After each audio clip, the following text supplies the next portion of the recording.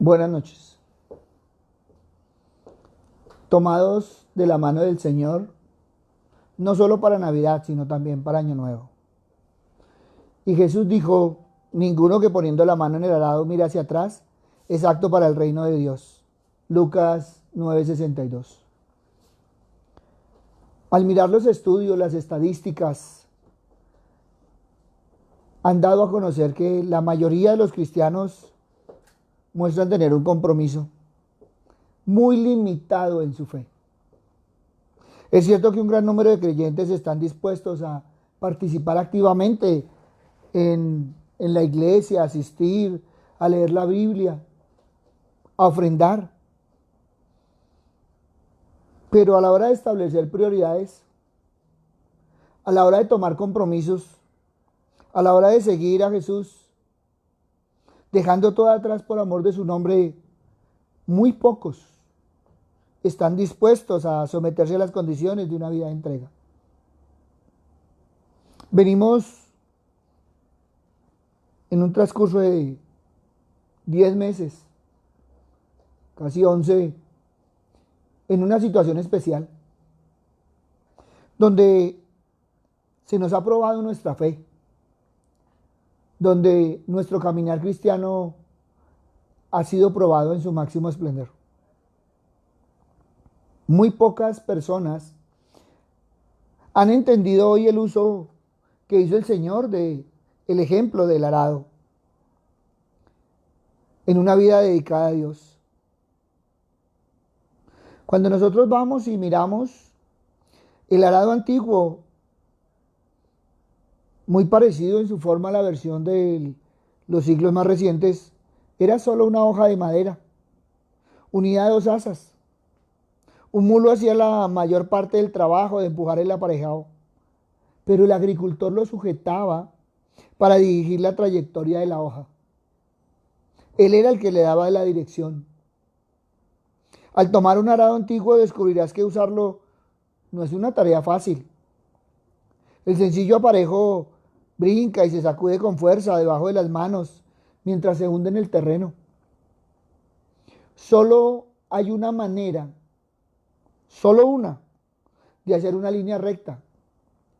Y es concentrándose en el trabajo y mantener fija la mirada hacia adelante cada segundo. Y esto nos debe decir muchas cosas en este tiempo. Porque cuando una persona confía en Jesús como su Salvador, pone la mano en el arado. La idea es que debemos seguir al Señor con obediencia, con esa obediencia total, manteniéndonos siempre la mirada en Él. Así es como tenemos una cosecha de fe. Muchas veces los creyentes desanimados hacen una línea torcida, porque están mirando por encima del hombro para lamentarse de su pasado, o para ver qué placeres les esperan. Su campo de fe parece un desastre organizado. Además, la distracción les hace aflojar el paso y como resultado, su crecimiento espiritual se vuelve muy lento, si es que acaso llegan a madurar. Por eso, como ha sido una prueba de fe durante todo este tiempo, es necesario renunciar a todo aquello que distraiga la atención del Señor. Los creyentes que se concentran en los errores del pasado y en las distracciones del presente no llegan a ninguna parte. No tienen paz ni gozo y sus oraciones no son contestadas. Siga al Señor con fervor y Él producirá en ti mucho fruto espiritual. Hoy, después de todo lo que hemos caminado, mirar hacia atrás no significa que solo estamos haciendo una evaluación de los progresos que hemos hecho desde que decidimos dejar el mundo. En cambio, es como la mujer de Lot cuando miró hacia atrás, se convirtió en una estatua de sal. Probablemente ella cambió de idea. Dudando de la sabiduría de Dios y su protección, colocó una prioridad más alta en lo que estaba dejando atrás que eran todas sus posesiones terrenales. Con su acción, indicó su pesar por haber dejado Sodoma y por esto pagó con su vida. Al igual que la esposa de Lot, cuando miramos hacia atrás estamos mirando el mundo, pero para tener éxito en el camino de Dios se requiere mantener nuestros ojos en Jesús y con convicción. Abraham fue un maravilloso ejemplo. Dejó su patria sin nunca mirar hacia atrás, porque esperaba la ciudad que tiene fundamentos, cuyo arquitecto y constructor es Dios, como dice allá en Hebreos 11:10. Durante todo este tiempo muchos han estado estresados, con depresión, con decaimiento, porque han tenido exceso de pasado o exceso de futuro.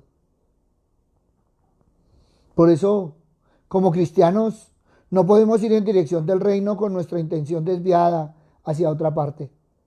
Debemos estar preparados para poner a Dios primero en todo. Cuando los atletas corren en el estadio, no miran hacia atrás por miedo a perder el enfoque, por miedo a una caída, sino que también pondrán en peligro a los otros atletas.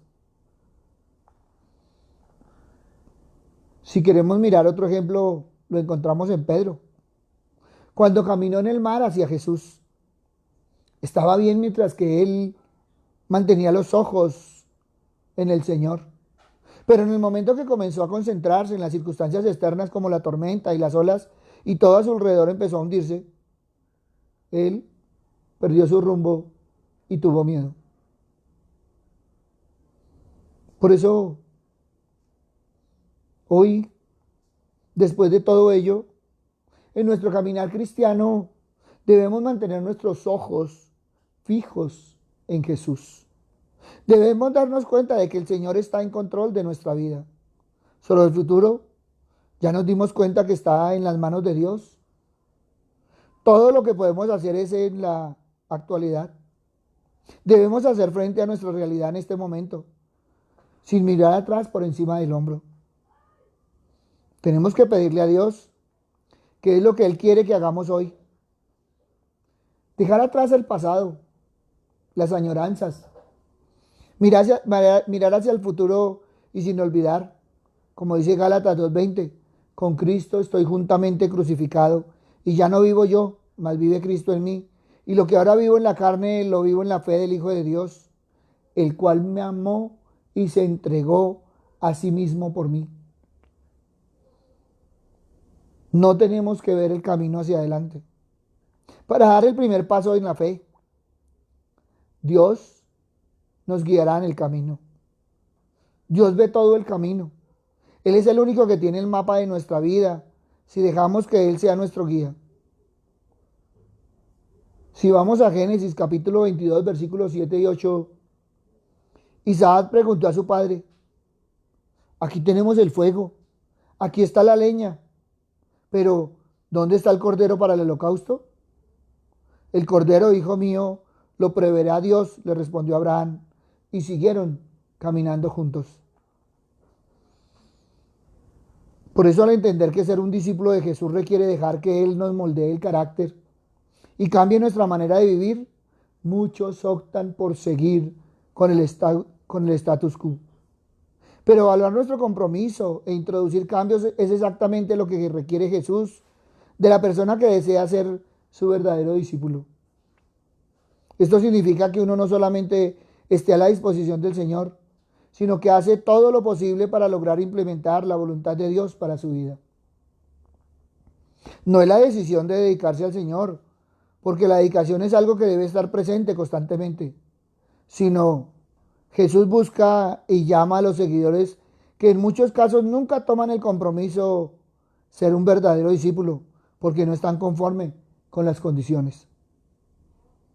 Por eso, en este caminar en que vamos, ser un discípulo verdadero es la decisión de dejar las filas de los interesados y ponerse al lado de los comprometidos. Jesús, cuando vamos a la palabra, enfrenta tres casos que a primera vista suenan muy parecidas cuando Él trata con tres de sus seguidores. tienen que ver con la necesidad de tomar el compromiso, de involucrarse en la obra de Dios y obedecer su voluntad. Nos fijamos hoy en las condiciones del verdadero discípulo. Y podríamos ir entonces a Lucas, capítulo 9, versículos 57 y 58. Yendo ellos, uno le dijo en el camino: Señor, te seguiré a donde quiera que vayas. Y le dijo Jesús: las zorras tienen guaridas y las aves de los cielos nidos, mas el Hijo del Hombre no tiene dónde recostar la cabeza. ¿Has sido impulsivo? Ahí tienes el ejemplo. Él había seguido a Jesús por cierto tiempo y logró ver la grandeza de la obra de Jesús entre la gente. Ahora quiere hacer público su deseo de participar personalmente en la obra de Jesús aquí en la tierra. Estoy dispuesto a seguirte donde quiera que vayas. Esa es una expresión de su deseo de seguir ciegamente a Jesús. Fue más un impulso desconsiderado de compartir en la gloria de Jesús y las bendiciones de su ministerio terrenal que un deseo genuino de someterse a la voluntad de Dios. Llegamos a esta conclusión en base de la forma en que Jesús pone a prueba sus movimientos en el siguiente versículo. Y el Señor le respondió con una revisión de la realidad. Tanto las aves del cielo como las zorras tienen su propio hogar, pero yo no. Debemos reconocer que Jesús no rechaza a la persona y tampoco le prohibió ser su seguidor mientras va camino hacia Jerusalén. Simplemente deseaba que su decisión se base en la realidad. Jesús le desafió a contar el costo de ser un discípulo. ¿Has pensado que te va a costar tomar la decisión de comprometerte como discípulo de Jesús? Lo que aprendemos de esta situación es que no es suficiente el desear servir al Señor.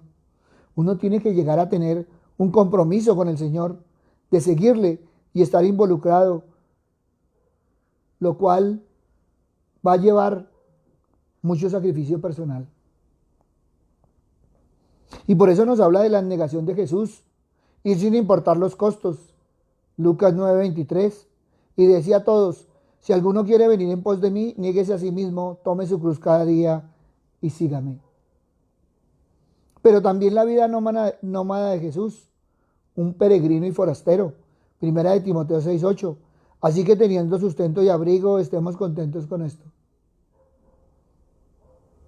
Por eso, ¿cuántas cosas le has prometido al Señor en un momento de impulso, en un momento de emoción?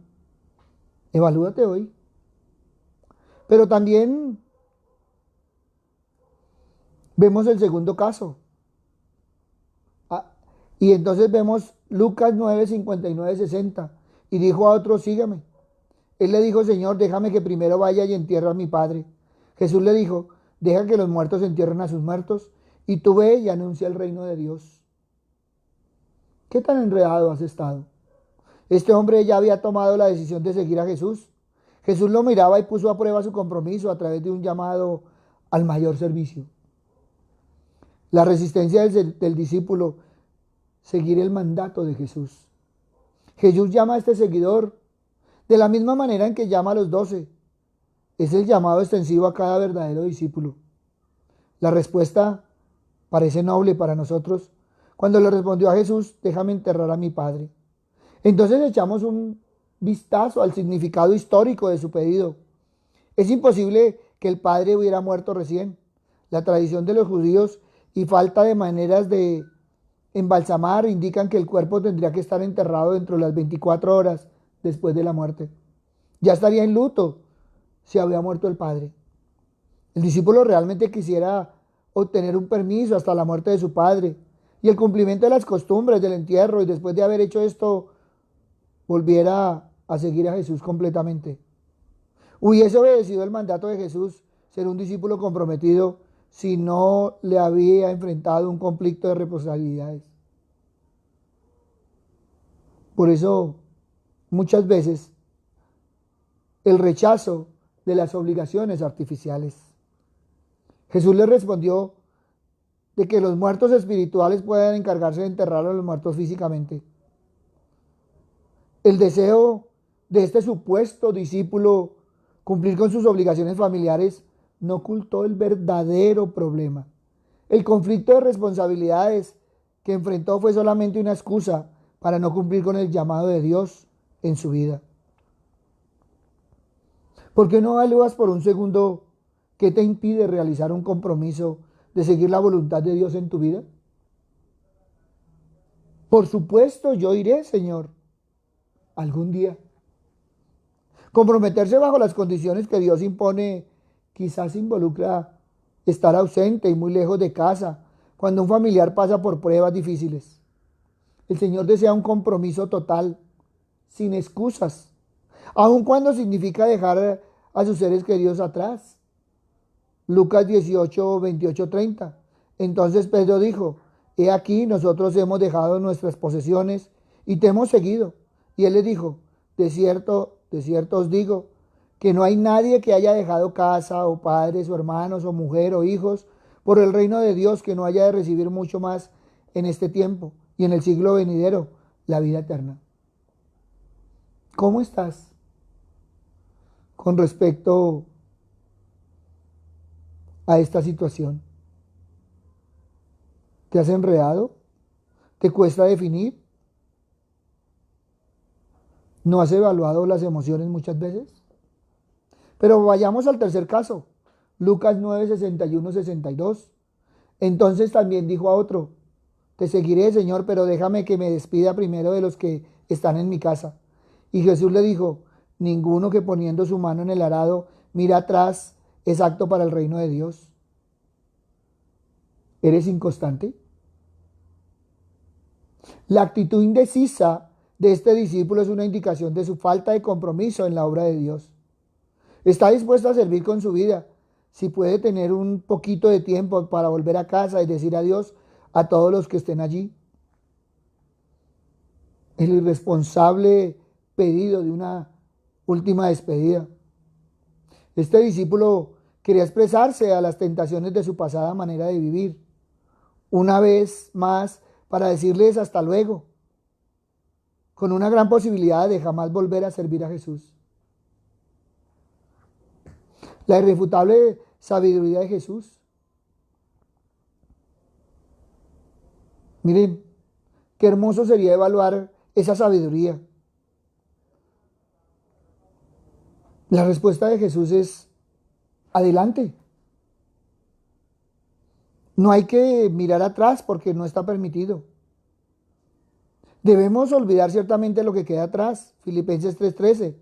Hermanos, yo mismo no pretendo haberlo ya alcanzado, pero una cosa hago, olvidando ciertamente lo que queda atrás y extendiéndome a lo que está delante.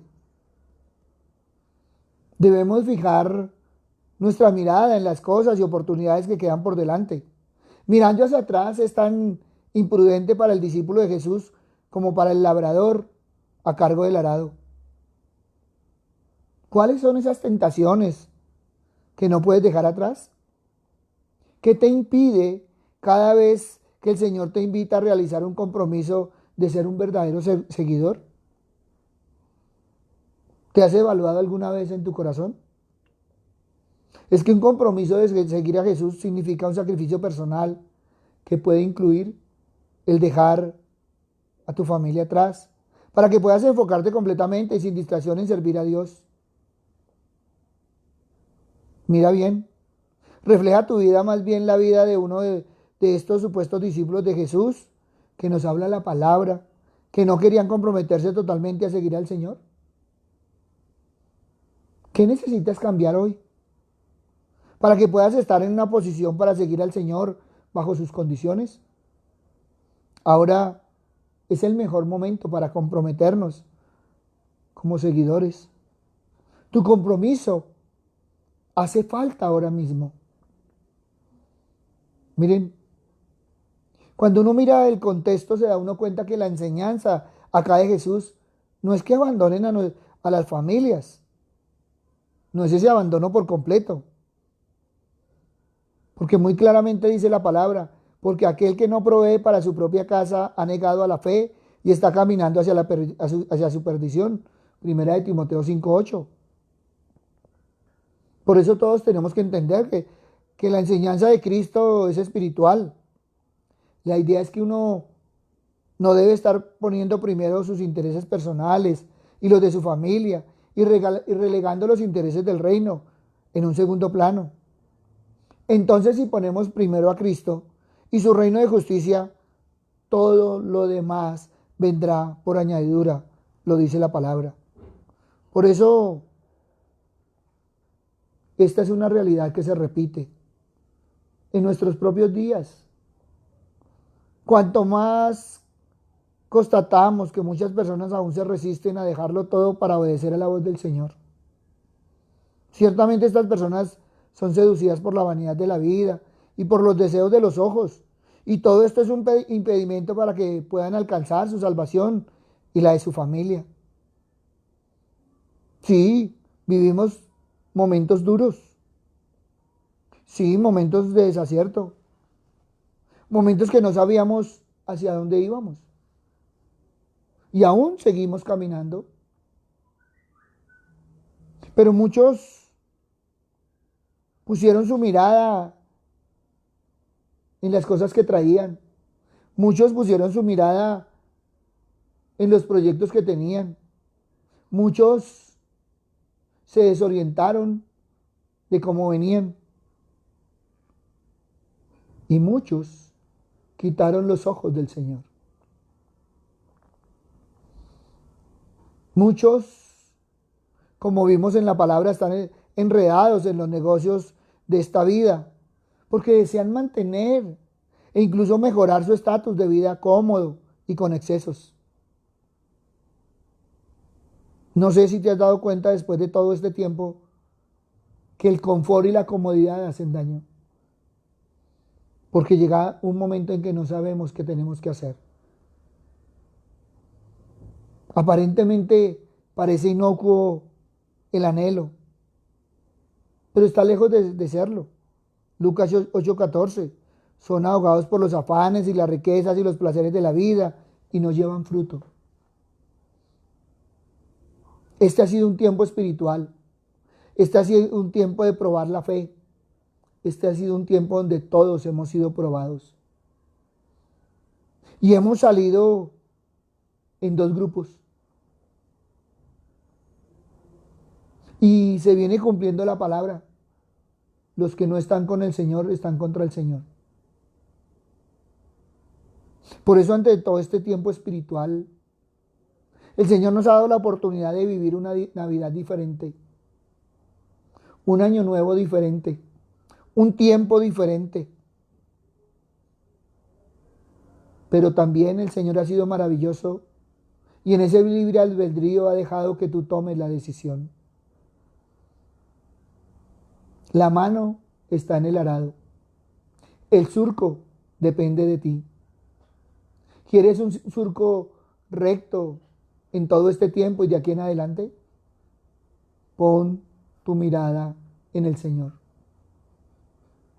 Pero si el surco puede ser torcido, puede estar de otra forma, sigue adelante. Todo depende de ti. El Señor ya hizo todo lo que tenía que hacer.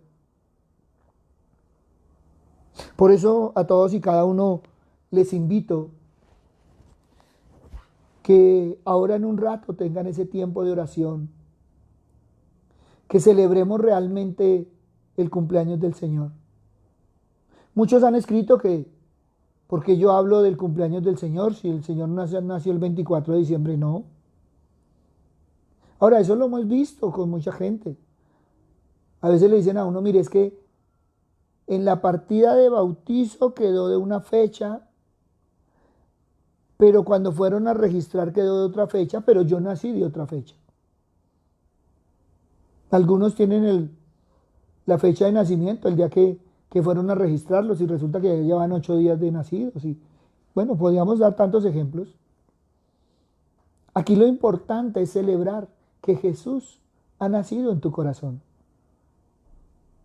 Muchos no anotaron esa fecha, muchos no tenemos esa fecha clara y sabemos de pronto en qué año, pero ni el día. Y yo me acuerdo que estaba en una reunión y levanté la mano y bueno, listo. Muchos pueden celebrar que toman la decisión de comprometerse con el Señor. Muchos pueden celebrar no solo que están en familia, sino que invitaron al Señor. Por eso, que una de las partes hermosas e importantes sea realmente este tiempo en familia para el Señor. Y de aquí en adelante, poner la mano en el arado y fijar nuestros ojos en Jesús.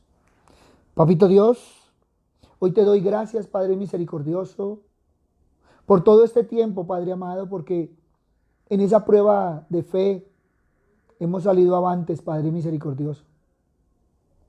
Padre bueno, hoy te pido por todos aquellos que aún, Padre misericordioso, están dudando, aún tienen exceso de pasado, aún tienen exceso de futuro, para que se tomen de tu mano bendita, de la mano de tu Hijo. Papito Dios, gracias, Señor, porque muchas veces hemos sido igual que esos 3 ejemplos que trae la palabra. ¿Cuántas veces hemos sido impulsivos? ¿Cuántas veces hemos sacado excusas? ¿Cuántas veces estamos mirando nuestros objetivos y no tus objetivos? Por eso, Padre bueno, hoy te alabamos, te bendecimos y te glorificamos, porque una vez más, Señor, nos muestras el camino, Padre misericordioso, para enfocarnos nosotros hacia el nuevo año, Padre amado. Papito Dios, que todo sea para tomar tu mano, la mano de tu Hijo, y dejarnos guiar por el Espíritu Santo.